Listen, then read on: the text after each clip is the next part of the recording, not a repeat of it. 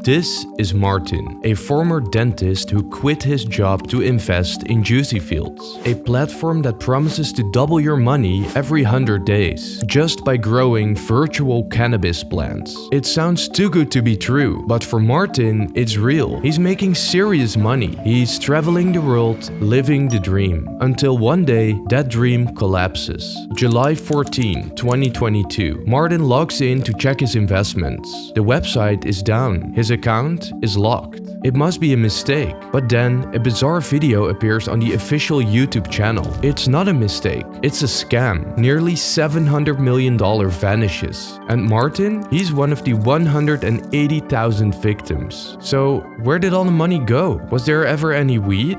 And who was behind this massive scam? This is the insane story of the largest cannabis scam in history. This is Juicy Fields.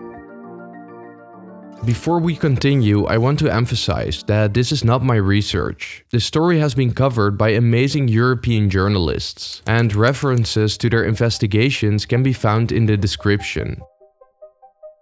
Cannabis has real medicinal benefits. It can ease pain, treat brain disorders, and reduce stress. In recent years, more countries have started prescribing it. The market is growing fast. But growing medicinal weed on a large scale is hard. You need expertise, a solid network, lawyers, farmers, and a lot of money. That's why only a few big players control the game. But in early 2020, that was about to change. A new player entered the market, Juicy Fields.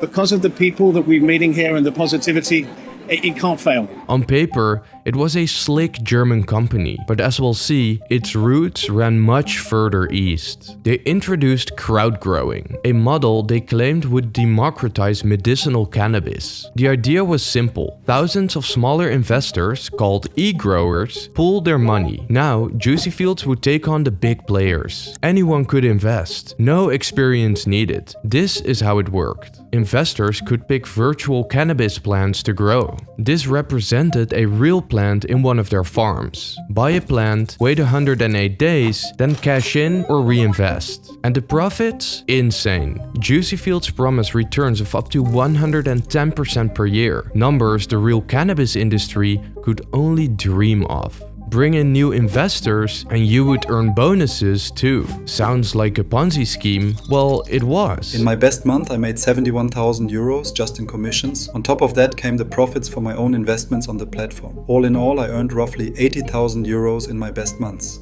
You might wonder, how could anyone fall for this? But don't judge too quickly. It was one of the most sophisticated frauds the world had ever seen.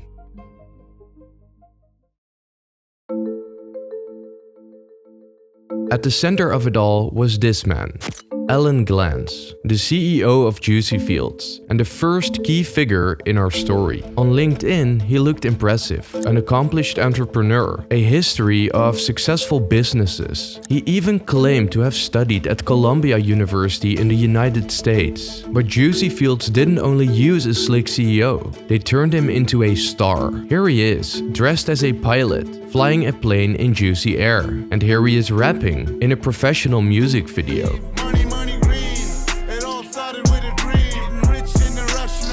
Their website? Just as polished. Live webcam feeds showed cannabis plants growing in farms across South America. You could literally watch your investment grow in real time. And Juicy Fields was everywhere. They threw flashy parties, sponsored global cannabis expos, open bars, DJs, sports cars wrapped in Juicy Field logos. It looked unstoppable.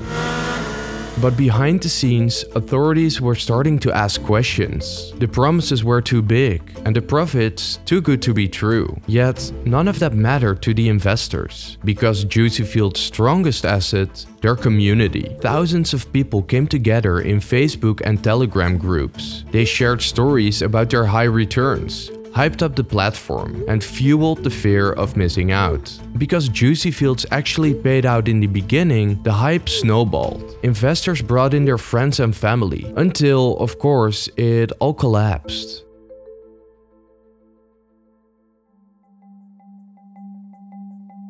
July 14, 2022.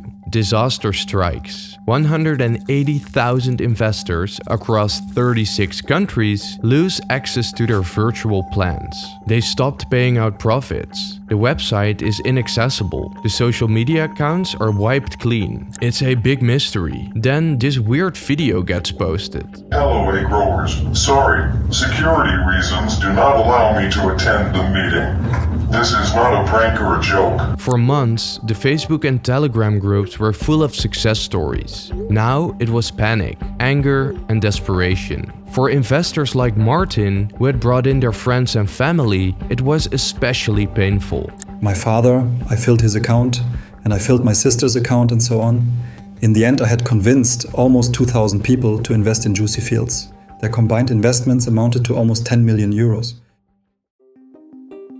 Victims wanted answers. They turned to Juicy Fields' public faces, like Alan Glantz, the CEO. I understand right now for everything that you want to say to me. It's right now is very bad situation. I understand that it's a very bad situation. And other big promoters. But the search for answers came with consequences. Former insiders quickly became targets.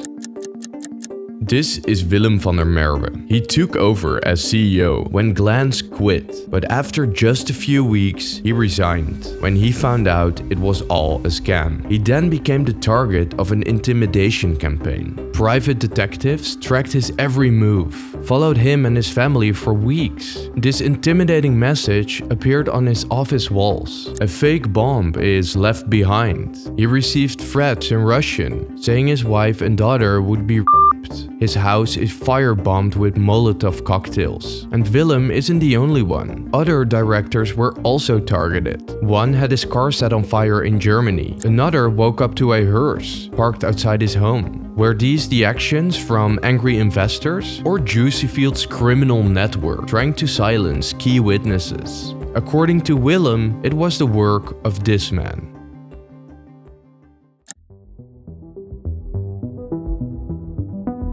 Meet Igor Kekshin, a Russian and the head of security for Juicy Fields. His job? Clean up the mess if things went south. From day one, he knew it was all a scam. Kekshin's background isn't exactly clean. He's a former police officer turned criminal. He spent time in prison for kidnapping, and when he got out, Juicy Fields brought him on board. But after the collapse, Kekshin decides to turn on his employer. He speaks to the press and the police. According to Kekshin, Alan Glantz was just a fall guy. The CEO title. That was just a front. His actual name is Anatoly. He was just a taxi driver from St. Petersburg. Glantz had no real power. He was handed a Rolex and some nice clothes for his appearance. He was told to memorize his lines for his speeches. And Juicy Fields? It wasn't German at all. Kekshin says the entire operation was run by a large Russian criminal organization, possibly with ties to the Kremlin, but we'll get to that. But what about the weed? We all saw it on those live streams, right? Well, here's the thing. Kekshin says Juicy Fields never sold any cannabis. Instead, he went to farms in South America. He put up cameras and Juicy Fields banners, and then paid the farmers for it. You were watching real cannabis grow. It just wasn't yours.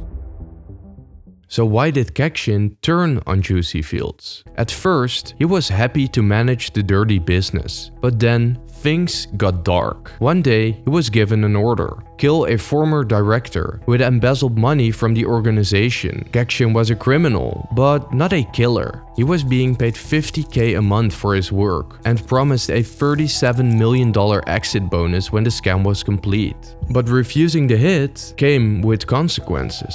They stopped paying him, and that's when Kekshin flipped and Juicy Fields hit back.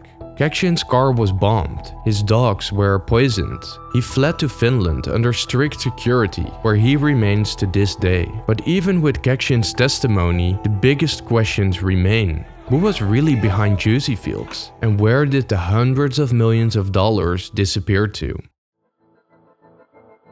Individual European authorities had Juicy Fields in their crosshairs for years, but due to the complexity of the organization and its activity in different countries, it was hard to take action. But after its collapse, Europol launched one of the largest fraud operations in recent history. In April 2024, the police raided 38 locations across 11 countries.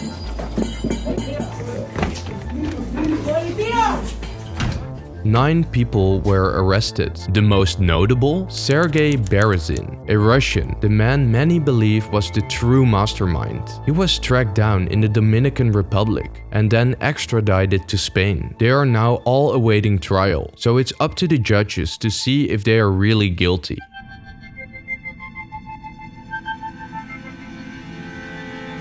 But even with these arrests, the police recovered almost nothing. Out of the 645 million euros, authorities only tracked down 9 million. Some cash, a bit of crypto, and a few real estate properties. The rest is gone. The money trail reveals a maze of shell companies and crypto laundering. A huge chunk of it flowed through Garantex, a Moscow-based crypto exchange, sanctioned for laundering dirty money. Investigators believe the funds are buried so deep they may never be found. And Glantz? He still claims to be innocent. Guys, you are not understand just only one, okay? I sent you a statement, real statement, and this is the Russian mafia or somebody else. He's now reportedly cooperating with authorities in Malta, hoping to retrieve more of the money. It's unclear whether this is on a voluntary basis or not. But some of Juicy Field's top players, they're still on the loose. One of them, Vasily Kandinsky, fled to Russia. His last known address? A building linked to the Russian government in Berlin. But Russia denies any involvement. They claim that he was registered there without their permission. For me, it means disappointment in myself, that I fell for it. I fell into a real hole. It still haunts me to this day. I believed in a project. I thought it was legitimate. I was wrong, but it wasn't my fault. They used me. I'll never forgive them for that. I was so naive. I thought I was being smart, investing in something new and exciting. But I was just greedy and I paid the price. So where does that leave us? The money seems to be impossible to retrieve, but the victims tried to fight back.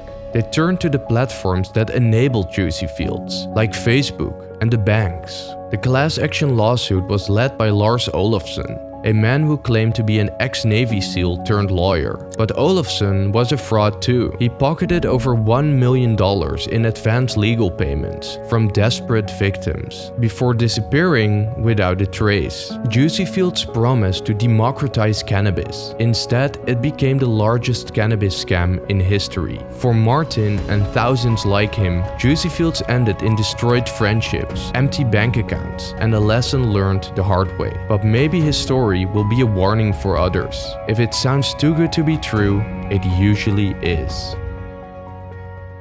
If you've made it this far, please consider liking the video and subscribing to the channel because it really helps me out a lot. And as always, I really hope to see you in the next one.